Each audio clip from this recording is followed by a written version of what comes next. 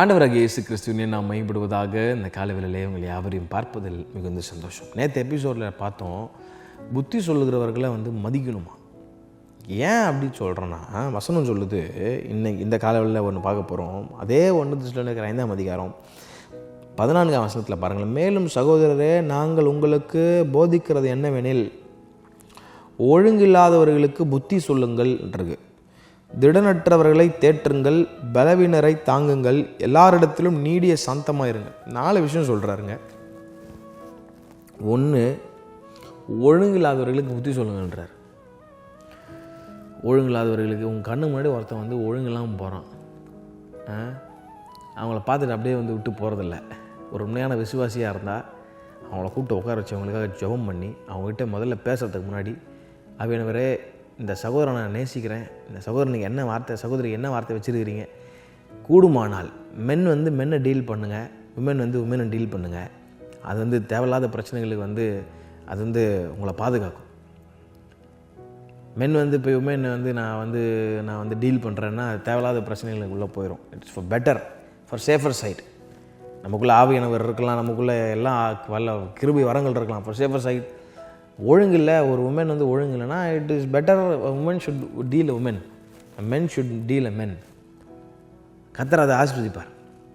அப்போ உங்கள் வீட்டில், உங்கள் சர்ச் என்பது ஒரு ஃபேமிலியில் ஒரு அழகான ஃபேமிலி.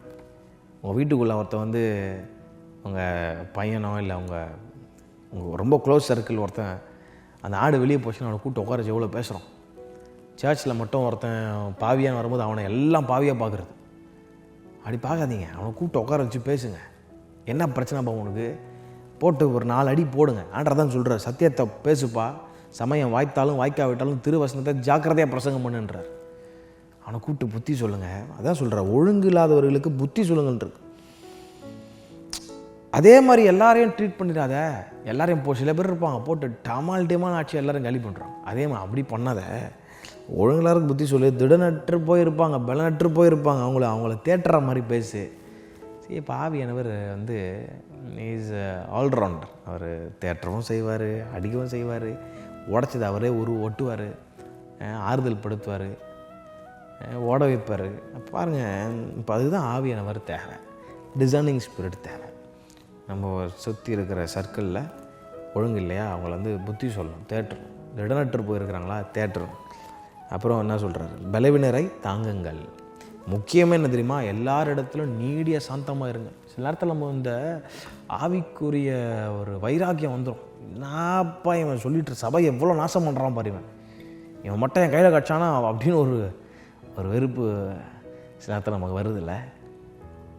ஒரு வைராக்கியம் which shows that we have a zeal for the Lord. ஆண்டவர்களை எவ்வளோ வைராக்கியமாக இருக்க, இப்படி நாசம் பண்ணுறானே. ஆண்டவர் சொன்னார், டேய் அப்படி அவசரப்படாத, எல்லார இடத்துல நீடிய சாந்தமாயிரு. அப்படி ஒருவேளை ஆண்டவர் இயேசு கிறிஸ்து நம்மக்கிட்ட அவர் வைராக்கியத்தை காட்டியிருந்தாருன்னா, எனக்கு நானும் உட்காந்து பைபிள் வச்சுன்னு பேசியிருக்க முடியாது, நீங்களும் உட்காந்து கேட்டிருக்க முடியாது. அவர் நீடிய சாந்தம் உள்ளவர். அவருடைய குணாதிசயங்கள் நமக்குள்ளே வேணுங்க.